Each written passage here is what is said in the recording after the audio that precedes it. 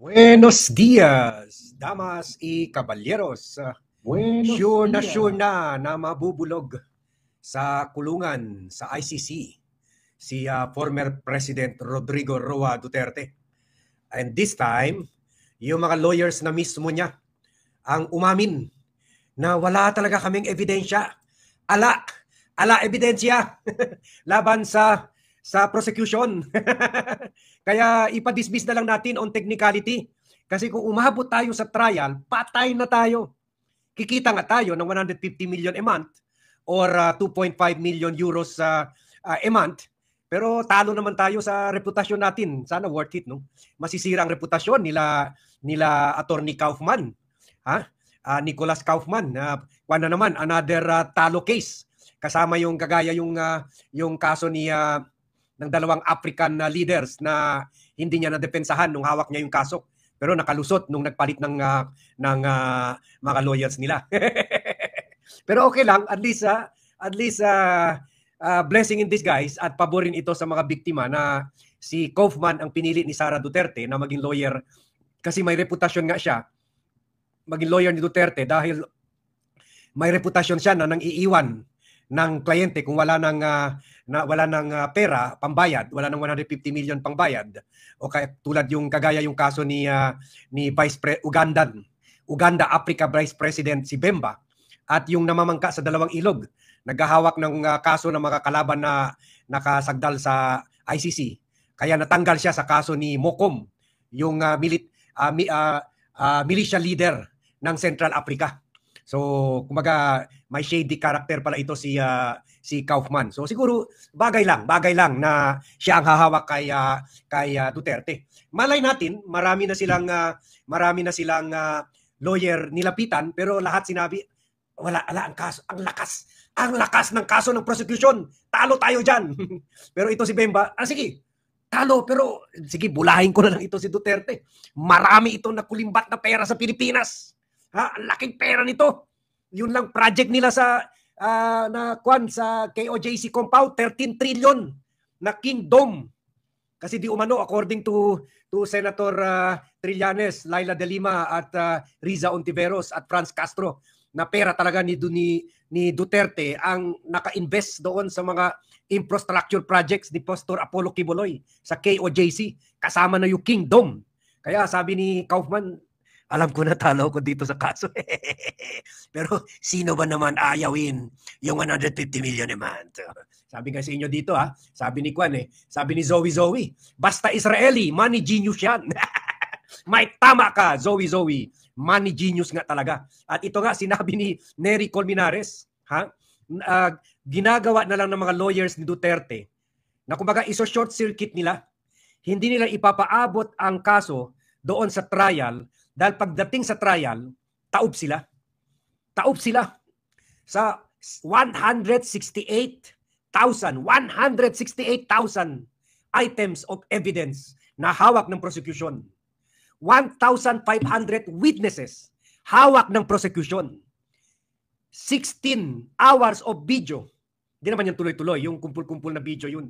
Karamihan galing sa bunganga mismo ni Duterte na sinasabi inuutosan ng mga pulis, patayin nyo, bibigyan ko kayo ng pardon, patayin nyo, kung hindi nyo papatayin, ako ang papatay sa inyo. At inulit niya sa hearing sa Kongreso, sa hearing sa Senado. Takot na takot sila Kaufman umabot sa punto ng trial. Kaya ginagawa nila lahat para bago umabot sa trial, i-dismiss na ang kaso on technicality. Hindi sa merito ng kaso. Merito, ibig sabihin, both camps nagpipresenta ng ebidensya, both camps sinisiraan yung ebidensya ng bawat isa. Ayaw nila umabot doon. Kasi sabi ni Nery Colmenares, ng Bayan Muna Party List, at dapat bayan muna tayo, straight, opposition. Sabi ni Nery Colmenares, wala silang ebidensya. Sila pang nagbigay ng ebidensya sa prosecution, sa mga pahayag ni Duterte na kinoberan at ikinalat pa mismo ng Presidential Communication Office, PTB4, Radyo ng Bayan, Philippine Information Agency. Kumbaga, wala ka duda-duda, very acceptable as evidence yung mga ebidensya dahil galing mismo sa Malacanang media, Malacanang press under sa office ni Harry Roque. So paano mo i-overturn yan? Hindi naman sinabi ni minsan din naman sinabi ni Duterte, hindi ako yan nagsasalita. Sinaniban ako ng demonyo. Hindi ko sasabihin yan. Sinabi ko yan pero may split personality ako. Yung sinabi ko na patayin nyo. Akong bahala. Ipapardon ko kayo. Hindi ako yan. Sinaniban ako yan. Kwan yan. Split personality ako. Marami akong personality. Pero syempre, sila Kaufman, ibig sabihin they are laughing all the way to the bank. Alam na nila, talo sila. Pero sige lang. Sayang ang 150 million a month. Kaya sabi ni Nery Colmenares, the fact na nag-file sila ng motion to dismiss based on jurisdiction at gusto nila, tigilan na, wag na umabot sa pre-trial sa September 23. I-dismiss na, not on merit, but on technicality. Dahil nakatakot sila umabot sa September 23 kung kailan talo sila. Kaya ito si Ilocano Ma'am in Denmark ay nagbubunyi siya at nagpadala siya ng suporta sa BAT team. Yan, kasi sabi niya, gusto ko na marinig anong sinabi ni Nery Colmenares. Okay, kaya diretso na tayo kay Nery Colmenares na sinasabi, walang ebidensya ang depensa, ang 150 million a month depensa. Kaya pinapatay na on technicality ang kaso dahil iiyak sila pagsimula na ng trial sa September. Okay, thank you very much TV5 for this video. Come in. Nery Colmenares, party list candidate, bayan muna. Panalo na. Yes, we're going to challenge of course, the issue of jurisdiction. Alam niyo, expected na namin yan sa sa defense na they will challenge the jurisdiction. Bakit? Kasi that's their only hope. The moment the charges are confirmed at magkaroon ng trial, tapos na yung boxing kumbaga. Kasi walang evidence. Ulitin natin. Last hope sana nila. Yung una, yung ano pa to? Ano tawag diyan, yung temporary release, yung na sabi ni Kaufman ipapile rin niya, interim release. Pero nilecturean siya ni Harry Roque na ICC accredited lawyer rin. In fact, hindi tayo dito, patas lang man tayo. Pero the more I listen to Harry Roque, the more nakikita ko mas matalino siya kay Kaufman. Kaya nga sabi niya, walang binadbat ito si Kaufman. Bakit siya ang tumatanggap ng 150 million a month? So, balak sana na magpalang for interim release, petition for interim release. Pero sabi ni Harry Roque, wala pa nga na nakasagdal dyan sa ICC na binigyan ng interim release. Kaya ito na ang last dice ni Kaufman, itong dismissal of the case on question of jurisdiction. Pero sabi ni Colmenares, last hope na nila yan kasi wala silang ebidensya. Gusto nila patayin ang kaso bago pa man mapunta sa trial. Kasi pagdating sa trial, taob sila, iyak si Duterte, makulong ng habang buhay. Diyan na siya mamamatay sa ICC. Exactly what the manifestation of the victims is going to be about. Yes, we're going to challenge of course, the issue of jurisdiction. Alam niyo, expected na namin yan sa sa defense na they will challenge the jurisdiction. Bakit? Kasi that's their only hope.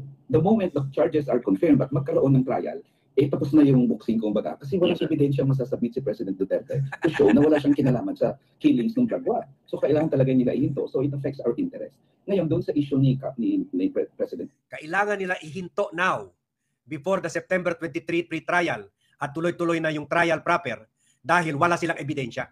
Kaysa mapunta sa trial at ma-discover na wala silang ebidensya at mapahiya sila at humagulgul si Duterte sa korte, dapat patayin na ang hearing. Bago makita natin humahagulgul si Duterte dahil sayang yung 150 million a month niya. Ang problema lang, kung tuloy ng trial, abot yan ng 10 years, wow, 2.5 million euro a month. Magiging multimillionaire itong si Kaufman by the end of 10 years. Tiba, makakatayo na ito ng building sa Israel. Sa defense, wala nga bang jurisdiction? Klaro doon sa Article 127 ng Rome Statute, nakalagay doon, any country or state party may withdraw from the ICC. Basta ang anumang proceedings na nasimulan na bago kayo nag-withdraw ay itutuloy yun. Final ni Attorney Jude Sabio ang complaint na kumbaga noong 2017.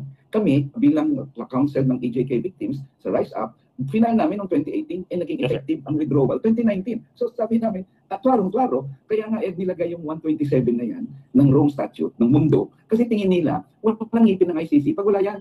Kasi kung Tama. gagawin lang pala ng Prime Minister o Presidente, Withdraw kung may kaso na siya sa ICC, mag-withdraw eh. So Tama. para ma-avoid yan, nilagay yan na at na hindi ka, pwede ka mag-withdraw, pero kung nasimula na yung kaso for vested interest withdraw mo, tuloy ang kaso. So sa amin matatalo sila doon sa issue of jurisdiction, at sana naman bigyan na ng pagkakataon na makapagkomentaryo kami dyan dahil napaka-importante sa amin na matuloy ang trial dito so that President Duterte can answer for the crimes he was charged of. Kumbaga, yung sinasabi nila na kasi ang basic discussion lang talaga diyan ay yung sinasabi nilang withdrawal method. Withdrawal method. Iba palang topic 'yun, withdrawal method. Basta sinasabi ni Colmenares, kaya nga nilagayan ng ICC na kahit nag-withdraw ka na, pero covered ka pa rin ng crime mo. Kasi lahat pala ng mga diktador yung galalang gagawin. Withdrawal method. Pumatay. Pagkatapos i-withdraw sa ICC, lusot na sila. Hindi pwede ganoon. Kailangan, kahit nag-withdraw ka na, nag-withdrawal method ka na, kwan ka pa rin. Sayo pa rin yung anak. Sayo pa rin yung kwan. Sayo pa rin yung, ikaw pa rin ang liable sa kriminalidad. Kahit nag-withdrawal method ka na. So hindi pwede na nakalagay talaga sa Rome Statute na bawal ang withdrawal method. Otherwise, mawawala ng ngipin ang ICC. Tulad sa mga ginagawa ng mga ni Duterte. Para hindi siya mahabol, nag-withdrawal method. Hindi covered yan. Nag-withdrawal method nga siya 2018. Umabot ng 2019. Pero sabit pa rin siya sa kaso from 2011 to 2019. From 2018, 2019 to 2022, hindi na covered kasi tapos na yung withdrawal method. Okay? Klaro? Pasensya na. Hindi talaga ako makatis, hindi magbiro ng ganun. Masyadong seryoso ito si Colmenares. Yes, sir. Yes, sir. So ano po, are you in touch already with the victims and what they Yes, plan to yes. manifest there? What Yes, how we're they plan setting to up respond? meetings ngayon. Attorney Chrissy Conte is setting it up. Natawa si Ilocana ma'am in Denmark sa withdrawal method. Kami, kanito, mga martial law babies. Very familiar. Constant naman ang communication naman namin since then. At nag-briefing nga yan a few weeks ago. And we will brief them again about the new developments, itong issue ng jurisdiction. So basically, I guess, kasi they will challenge jurisdiction even now until the confirmation of hearing. They will challenge it. Sa tingin ko, there's no other way. So from now up to September 23, yan lang magagawa nila, i-challenge yung anong tawag, yung jurisdiction or withdrawal method discussion. Yan talaga withdrawal. Yan ang problema sa lahat ng yan ang sanhi ng lahat ng problema dito Kasi pag natuloy yung trial, dalawa lang naman ang elemento ng crime against humanity. Kung i-summarize natin, widespread or systematic attacks against civilians. Anong ebidensya ang i-present ni President Duterte to prove na hindi widespread or systematic yung attacks? Kundi 6 years yun, pari hanggang hulgo yung batayan. So wala siyang present na ebidensya doon. Yung second major element ng crime against humanity, if you summarize it, is yung knowledge of the attack. How can what evidence will he present to show na wala siyang knowledge? He ordered the attack publicly. He encouraged the attack publicly by saying sa mga police, i-amnesty ko kayo, i-pardon ko kayo. And then the testimonies of people like saying Roy E. Nagarma na nagsabi not only did he order the attack, he funded the attack. So ang lakas talaga ng ebidensya. And I see no evidence on the part of President Duterte to show na wala siyang kinalaman sa patayan. So, yan. Walang ebidensya si Duterte para sabihin na wala siyang kinalaman sa patayan. Kasi ang pinakamalaking ebidensya nga ay yung malaki niyang bunganga. Yun talaga, dyan siya, takot na takot siya sa sarili niyang bunganga. Sabi nga nila, the video does not lie. 16 hours of video yan na bunganga ni Duterte mismo nag-order na patayin ang mga mahirap na walang kalaban-laban. pag matuloy ang trial, Ed, I'm very sure, very confident talaga kami bilang counsel ng mga biktima that President Duterte will be the first Asian to be convicted in the ICC. Yo. Sir, are families of the victims going to be brought to the ICC? So very sure siya. Pag hindi na-dismiss, duda nila ma-dismiss. Kasi marami ng mga previous decisions ng ICC na hindi dinismiss yung kaso sa Burundi, leader ng Burundi. So na-discussan natin yun noon. Hindi na-dismiss kasi sinabi covered pa rin at bawal yung withdrawal method. So kumpiyansa siya na hindi ma-dismiss. Pero sabi niya, yun lang talaga ang pinaka way out ni Duterte. Kung pumalpak pa sila doon at matuloy ang masimulan na ang trial sa September, wala na, tapos ng boxing. Goodbye rice na. Wala na. kung hindi man abot ng 110 years si Duterte, kung hindi abot ng 110 years ang buhay ni Duterte, diyan na siya mamamatay sa kulungan ng ICC. See, and to present their case, kasi, for example, si Marta Bato and Las Cañas are, I understand, already in Europe to give their side of the story and their own inside track of the story. What about the families of the victims? Are they also going there? Well, ang problema naman namin, Ed, mahirap naman yung biktima. Wala nga pamasahe sa korte yan dito. Buti nga si President Duterte, nagdalaw siya ng pamilya na may pamasahe yung pamilya na ng birthday niya. So we'll try to, of course, the first step is hingiin sa prosecutor at sa ICC to allow the victims to also participate in the proceedings. Nakalagay. Okay, maganda ito sinabi ni Ilocana Ma'am in Denmark. Kaya ganun na lang galit ni Sara sa admin kasi alam niya na di na makalabas siguro ang kanyang tatay, kaya inimog niya mga tao na magalit at gumawa ng gulo sa bansa. Yes, yan na lang ang way out nila. Puro mga technicality, puro mga hindi yung hinaharap yung actual na issue or actual na kaso. O yan, sige, tuloy tayo.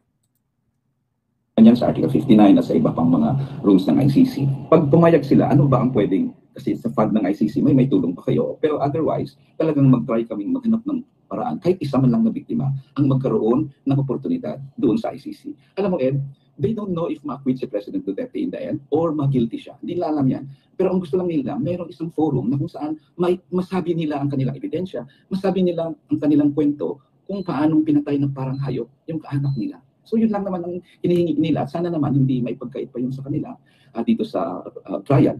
Ako, tingin ko may trial na talagang mangyayari dito against President Duterte. Sure. Okay, sige, pwede na yan. Okay na yan. So yun, klarong-klaro na sinabi ni Nery Colmenares ng Bayan Muna na wala na talagang lusot si Duterte. Ang pwede na lang niya, kumbaga i-short circuit, tigilin na mapunta sa trial. Kasi kung mapunta sa trial, wala talaga siyang ebidensya pang kontra. Kahit meron lang siya 150 million pera pangbayad sa mga foreign lawyers niya na per oras ang singil, pero wala siyang ebidensya. Yan hindi mabili ng pera niya. Yan hindi mabili ng ill-gotten wealth niya. Yan hindi mabili ng mga babae ni Polong Duterte. Yan hindi mabili ni Sara Duterte. Yan hindi mabili ni Mary Ann Piatos, ni Mary Grace Piatos. Yan. O yun, meron suggestion si Cora Yance. O yung GoFundMe, o nga no. Sige, share nyo itong vlog para mapunta ito sa inbox nila Nery Colmenares. Kasi yun nga, sinasabi ni Nery na mahirapan sila na papuntahin yung mga witnesses sa dahig. Sana noon mapatayo ng GoFundMe at matulungan natin na mapapunta roon. I'm sure i-allow naman sila na mag-testify via online, pero iba talaga yun, andun talaga. Kahit isa lang daw mapadala nila doon, malaking bagay na. So yan po ang update natin dito. And before we so klarong-klaro na ang pag-file nila ng motion to dismiss ay indikasyon na gusto nila i-dismiss na yung kaso, wag na ituloy yung trial dahil pagdating ng trial sa September 23, nga ang mga lawyer ni Duterte kahit 150 million pang bayad sa kanila, nga sila, wala sila maipresenta ebidensya laban sa prosecution. Kaya iyak na lang sila at iyak na lang si Duterte. Kaya takot na takot sila mapunta sa trial. Kaya sabi ni Colmenares, yung pag-file nila ng motion to dismiss, ganitong kaaga pa, ay parang pag-amin na rin. Natalo na ang kaso. Walang laban ang kaso. Walang laban ang depensa. Kahit pa 150 million a month ang lawyer's fee nila. Wala silang ebidensya pangtapat sa 168,000 items of evidence ng prosecution, 1,500 witnesses ng prosecution, and 16 hours of video ng prosecution na karamihan ay video ni Duterte, inuutusan ng pulis para pumatay at inaamin na may DDS at siyang ang head nito at kasama dito si Bato at iba pa. Yan. Yun ang sinabi niya sa Kongreso. So yan So wala na. Tapos ng boxing. Kung hindi ito ma-dismiss, at duda naman si Colmenares, ma-dismiss ito on the grounds of the withdrawal method, wala na. Tapos na ang kaso. Uwian na. Pero except si Duterte, hindi makauwi. Ay. Pero syempre, happy yung mga lawyers niya. Happy. Tiba. O yan. Before we end, we would just like to thank yung mga sumali sa atin. Una sila, Jel Robles, Eleonor Cosid, Enrico Semplo, Mary Grace Santos, Vidal Villahermosa, Ruben Ramos, Music Lover, Enrico Semplo, Jun Limcaco, Ploserpida Valiente, Pastora Raelia, welcome back, Music Lover also, si Bisdak, watching from Budapest. Wow, ganda dyan I like Budapest. I also like the history of Budapest. Sandali, kunin ko yung cellphone ko. Meron pala ako babanggitin doon. Sandali.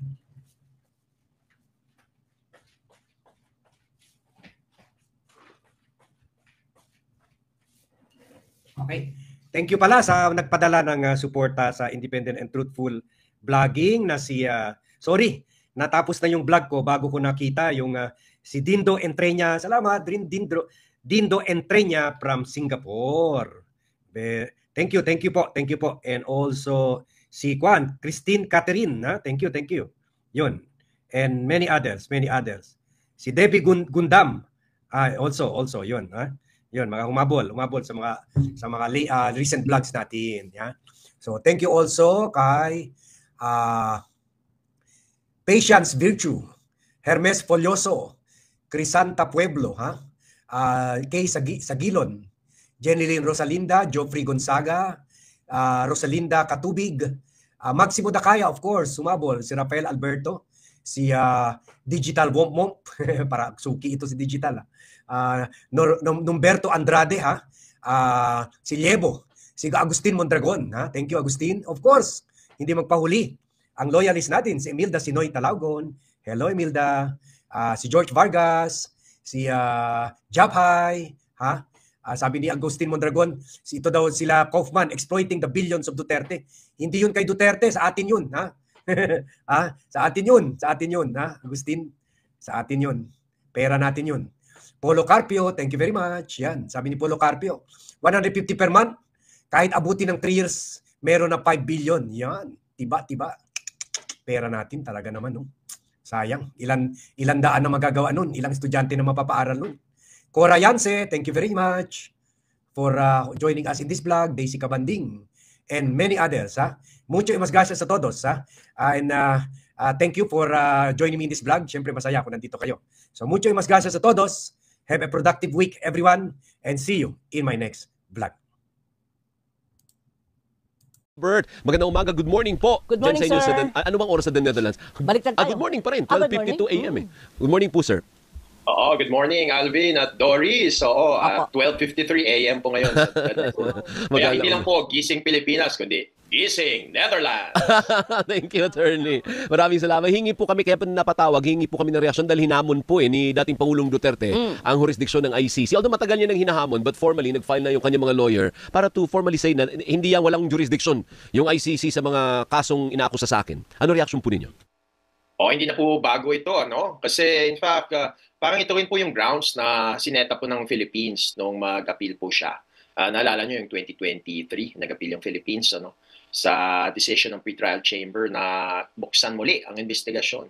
Kaya hindi na po kami na-surprise po dito. Bagkus ito po ay isang paraan para po ma-delay na naman po ang proceedings. Pero sige lang, magbibigay po ang mga victims ng kanilang mga observations, views at comments po sa jurisdictional challenge po ito. Pero pag ganyan na hinamon yung jurisdiction, attorney, yan ba'y magkakaroon pa ng hearing o i-resolve lang yan ng mga judges o para sa magpupulong-pulong lang sila? No need for an open hearing for that.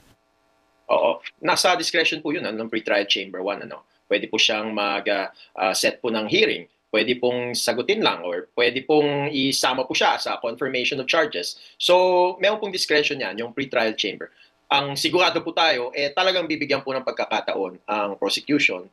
And we also think, pati po ang victims, para magbigay ng kanilang observations sa jurisdictional challenge. Pero may saysay pa po ba, attorney, yung ganyang pagpa-file ng motion? Yaman din lamang at March pa ay nakakulong na. Oo. Actually, ang niraise dito ay mga legal issues, ano? So, halakanda naman kami na sagutin pong legal issues pong ito. Siguro tumukin lang natin ano ba yung kanilang grounds ng defense. Grounds lang kasi hindi na daw tayo partido sa Rome Statute. So, daw nangyari yung investigasyon nung partido tayo. Pero ito lang yung pattern kasi sa international criminal tribunals usually ang mga international criminal tribunals, hesitant po sila na i-divest ang mga sarili nila ng jurisdiction over a criminal case. That has been the pattern po from Eichmann hanggang sa Tadic po ng ICTY, yung International Criminal Tribunal for the former Yugoslavia. Kasi ito yung hinihingi nila, di ba, ng depensa na pakawala ng jurisdiction. Oo, yung pretrial chamber. Pero hesitant po at ayaw po ng mga international criminal tribunals na i-divest yung sarili nila ng jurisdiction over a criminal case. So what you're saying, attorney, is malabo ito. Kung malabong pagbigyan yung ganyan kasi otherwise, pag walang jurisdiction, ba't pa natin hiniyatid dyan sa The Netherlands? Ibig sabihin nun, bali wala yung pagkukulong sa kanya ngayon. Oo. Well, actually talagang hindi maapektuhan yung legality ng pag-surrender sa custody ni Mr. Duterte dun sa ICC. So hindi issue 'yan. Yung issue yung magiging jurisdiction Correct. ng pretrial chamber. Pero yun nga sabi ko, kahit po yung mga academicians, kahit po yung mga legal scholars po ng international criminal law, majority of them will say that the ICC has jurisdiction over the case against Mr. Duterte. Opo. Pero, attorney, sinasabihan ko lang si Doris na feeling ko, parang parte kasi, responsibilidad siguro ng defense lawyer sa kanilang kliyente to do everything. Oo, Kumbaga, totoo you naman. owe it to your client to raise these issues para hindi tayo dumating sa September kasi yun yung crucial na Correct. date yung September. Hindi ba? Kailangan before September, mapakawalan siya. Kaya siguro ginagawa ng mga lawyers niya, attorney. Well, siguro yung sagot ko dyan, Doris at Alvin, mayroon kasing isang provision sa ICC Rome Statute na nagsasabi ang mga kaso at mga krimen po, international crimes na nasa jurisdiction ng ICC ay hindi po subject sa sinatawag na statute of limitations. Hindi po subject to prescription. At kung hindi po siya subject to prescription, kahit kailan pa po yan i-imbestiga at i-prosecute, hindi po issue yan. Kasi hindi nga subject to prescription. Alright. Sa pagkakaalam nyo, attorney, ay sige, go ahead. Yes, Doris. Sa pagkakaalam nyo po, attorney, meron na po ba naging kaso ang ICC na ang nangyari ay wala silang jurisdiction at pinakawalan yung akusado? Oo, sa aking pagkakalam mukhang malabo. Malabo siya, Doris. So, na nangyari po yan. Kasi tingnan natin yung yung konteksto dito, international crime po. At titingnan lang ng ICC, yung sinabi ko na dati pa, 4 dapat. Ano ba yung 4 dapat? Una, titingnan niya lang, nangyari po ba yung krimen na charge na to nung partido pa ang isang bansa, kagaya po ng Pilipinas. Yes, Check. Between November 1, 2011 hanggang March 16, 2019. Ikalawa, tatanungin ng ICC, ito bang krimen na to ay subject to our jurisdiction? Nandun ba siya sa Article 5 ng ICC Rome Statute? Nandun po, kasi crimes against humanity. So check ulit. Ikatatlo po, tatanungin ulit ng ICC, ito ba yung nangyari sa loob po ng teritoryo ng state party? Check, kasi nangyari po siya sa Pilipinas. Yung iba po sa Davao, yung iba po sa Bulacan, yung iba po sa iba pang parte ng Pilipinas. Caloocan. At dapat, under the custody ba ng ICC yung suspect dito? Check po ulit. Kaya yun, check na check yung 4 dapat. Ayun. Okay. Sige po, hanggang dyan muna tayo. Thank you, attorney. Maraming salamat po sa oras po ninyo. Maraming salamat, attorney, at matulog na po kayo. Maraming salamat, Doris at Alvin, at mabuhay po tayong lahat. Nagbo-bloom na ba yung mga tulips dyan sa the Netherlands? Ganun ba? Kasi sa partner, spring summer yun. Matagal na. Oo. Tagal na, close na nga ngayon yung Kokenhof? Sara na yung Kokenhof? Nako, fully booked na ngayon. Kaya, Hindi ko naabutan lagi yan. Yung pagpunta maganda yung tulips, partner. Talaga? Kaya, attorney, pwede po bang makipagpabili ng tulips? Pwede, Doris. Basta partner tayo, padala din kayo ng kape dito. Sabay na. Hindi, padadalang ka doon yan ng bigonya. Attorney, kasi pinangalan sa kanya yung bigonya na na bulaklak. Yung kulay sige. puti. Thank you. Doris. Maraming Thank you po, salamat thank po. you. Thank you, attorney. Gising na, Pilipinas! Sa mga nagpapatang balita at impormasyon. Subscribe na sa Teleradyo Servisyo YouTube channel.